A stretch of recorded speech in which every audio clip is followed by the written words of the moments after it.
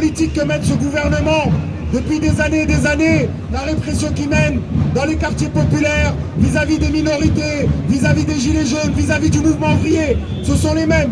Ils sont coordonnés, ils sont organisés, ils ont leur police, leur justice, leurs avocats, leurs médias, les éditorialistes, etc. etc. Et nous n'avons que la solidarité, que la fraternité pour pouvoir lutter ensemble. Et la dernière chose que je voulais dire, c'est que nous on considère que la réforme des retraites, c'est quelque chose qui va frapper le plus durement possible les quartiers populaires. C'est nous qui allons être victimes les premiers de la question de la réforme des retraites. Il y a énormément de nos camarades, par exemple, il y a les camarades du CSP 75, le collectif des sans-papiers, qui expliquent comment tu pars avec une retraite lorsque tu n'as pas de papier, lorsque tu travailles 10 ans, 15 ans, 20 ans, tu cotises pour les pensions des retraités en France, mais que toi, du jour au lendemain, tu es menacé d'être renvoyé. Ce sont nos mères, nos pères, nos frères, nos sœurs, qui dans les quartiers populaires vivent les inégalités raciales, vivent les violences policières, mais chaque matin, à chaque fois qu'ils prennent le RER, le métro pour aller travailler pour un patron, vivent les inégalités sociales. Et cette réforme, elle va nous frapper de plein fouet dans les quartiers populaires et dans les campagnes et de manière générale. Et on le sait les amis, une victoire sur la réforme des retraites, c'est pas juste une histoire de 2 ans de plus ou de moins, c'est pas ça qui se joue derrière. C'est la loi Darmanin aussi qui arrive derrière. C'est un boulevard pour l'extrême droite. Parce qu'ils font leur beurre aussi sur la démoralisation de notre camp. Ils font leur beurre sur tout ça, sur les défaites. Et si demain, je l'espère, pour tout le monde, on arrive à gagner sur la réforme des retraites, eh ben on espère que ça nous donnera un bond pour pouvoir arracher aussi et lutter contre l'ensemble des oppressions qu'on vit aujourd'hui. Darmanin, il veut faire la guerre au mouvement social, au quartier populaire de manière générale. Et ils ont peur de ça, voilà. Ils ont peur que les quartiers rentrent dans la danse. Ils ont peur que les travailleuses et les travailleurs immigrés rentrent dans la bataille. Ils espèrent compter sur le fait qu'ils sont précaires pour ne pas lutter. Mais donc voilà, nous on voulait faire la jonction, dire que les violences policières d'hier, d'aujourd'hui et de demain, il faut continuer à les dénoncer, il faut continuer à être là. Moi c'est une fierté de voir des camarades qu'on a vus malheureusement depuis des mois et des années qui luttent, qui n'obtiennent pas la justice parce qu'ils savent très bien que c'est la justice d'un gouvernement bourgeois, d'un gouvernement raciste, d'un État qui condamnera jamais aucun policier parce qu'ils ont besoin du bras armé, ils ont besoin de continuer à les défendre. Ils savent, il y a les vidéos, il y a des photos, il y a des témoignages, mais ça ne leur suffit pas. Parce qu'ils savent très bien que le rôle de la police, c'est d'être là pour les protéger. Ils ne vont pas à l'Assemblée nationale les enfermer. Ils ne vont pas leur mettre les menottes. Ils ne vont pas les éborgner au Sénat ou à l'Assemblée. Par contre, ils viennent dans nos quartiers, dans les manifestations pour nous éborgner. Et ils leur servent à ça. Et donc, ils condamneront jamais aucun policier. Et c'est pour ça, pour obtenir aussi la justice pour toutes et tous, il va falloir qu'on leur fasse mal. Il va falloir qu'on leur fasse mal. Toute la réforme de retraite, toutes les violences d'État de manière générale, toutes les violences policières, et voilà, force à vous, force à toutes et à tous les amis, aujourd'hui c'est votre journée comme a dit la camarade, c'est votre journée, il faut montrer que les violences policières, elles sont encore bel et bien présentes, elles existent encore, qu'il y a des personnes qui sont venues simplement dénoncer quelque chose, il y a des camarades qui étaient en bas de leur quartier, qui étaient en train de jouer, qui allaient au supermarché ou autre, qui sont morts. Il y a des camarades qui sont venus lutter contre une taxe contre le carburant, qui ont été éborgnés, qui ont perdu une main. Et ça, c'est inadmissible. Il y a la petite Myriam qui n'a rien fait. Elle marche dans la rue. Et elle se retrouve handicapée à vie. Et on ne peut pas taire ça.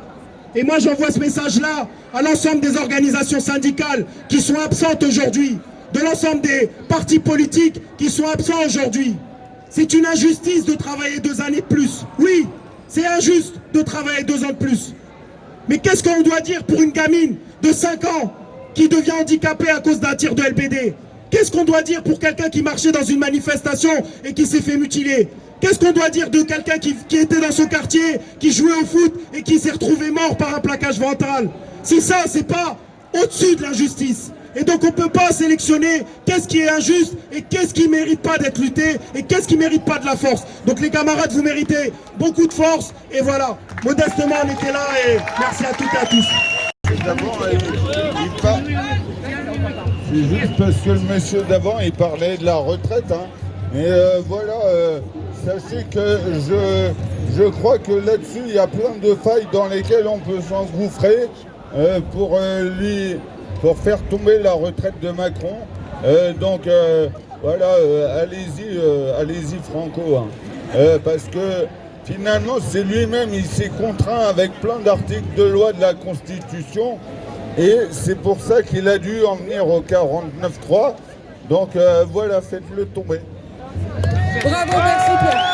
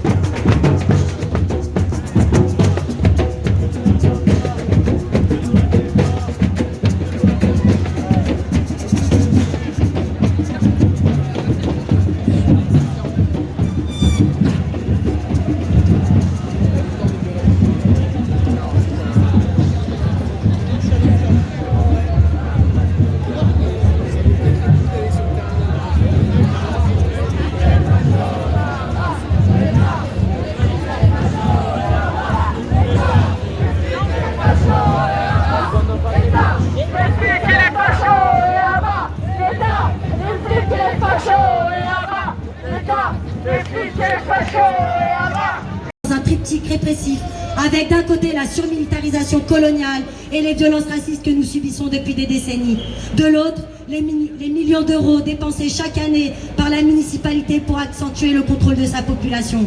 Enfin, l'arrivée des Jeux Olympiques et de son arsenal technologique et sécuritaire, dont nous serons les premiers cobayes et qui répond de façon à peine implicite à l'ambition de nettoyer les quartiers populaires. Pour résister ensemble, pour défendre nos droits et dénoncer l'illégimité de ces violences d'État, nous avons créé ce collectif de lutte contre les violences policières à Saint-Denis. Nous aiderons les familles de victimes, les familles et les proches à se défendre et à faire valoir leurs droits. Nous créerons du lien avec les habitants de Saint-Denis afin de nous instruire de nos droits face aux abus de la police, de nous organiser collectivement pour combattre les politiques sécuritaires et répressives et de créer localement un rapport de force pour nous faire entendre et faire cesser les pratiques abusives.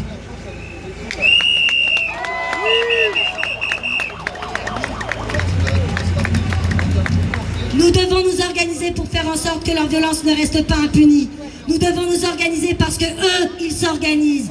Nous devons nous organiser parce que nous ne pouvons compter que sur nous-mêmes quand eux, les institutions, ont les institutions pour les protéger.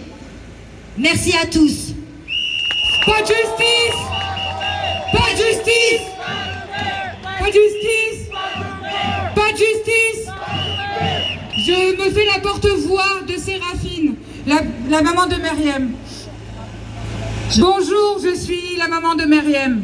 Myriam, petite fille qui a reçu une balle de LBD de la police en plein crâne, le 4 avril 2020, à l'âge de 5 ans seulement, à Chanteloup-les-Vignes, alors qu'elle se baladait avec son père et sa sœur.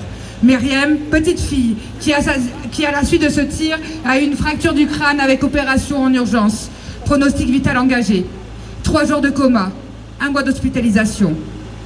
Myriam, petite fille, qui a été classée sans suite par Madame la procureure de Versailles, 1 an après.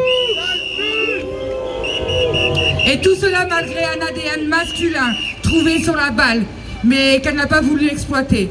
Myriam, petite fille, qui aujourd'hui sera suivie jusqu'à l'âge adulte, qui aura des séquelles à vie, qui doit prendre un traitement anti-épileptique, qui est constamment fatiguée, qui a des difficultés scolaires dues à sa fracture.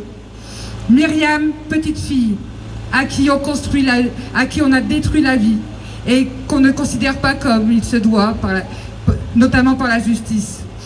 Pour défendre la dignité de notre petite Myriam, nous sommes portés partie civile. À ce jour, 2 juges ont été désignés et nous attendons une date pour une audition. Nous irons jusqu'au bout pour elle. Nous ne lâcherons rien.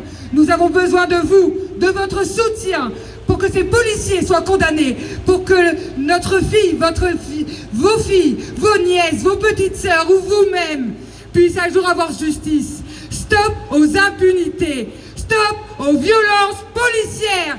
Justice pour toutes les victimes de l'État. Justice pour Myriam. Justice pour Myriam. Justice pour Myriam. Justice pour Myriam. Justice pour Myriam. Justice pour Myriam. On va avancer. Pas de justice. Pas de paix. Pas de justice. On va être rejoints par des travailleurs en lutte qui aujourd'hui subissent plus que jamais la répression. Ils sont en cortège et ils essaient de nous rejoindre. C'était juste une annonce pour vous dire qu'on est très soutenus et qu'il va y avoir du monde qui va se raccrocher à cette manif. On y va. Pas de justice. Pas de justice.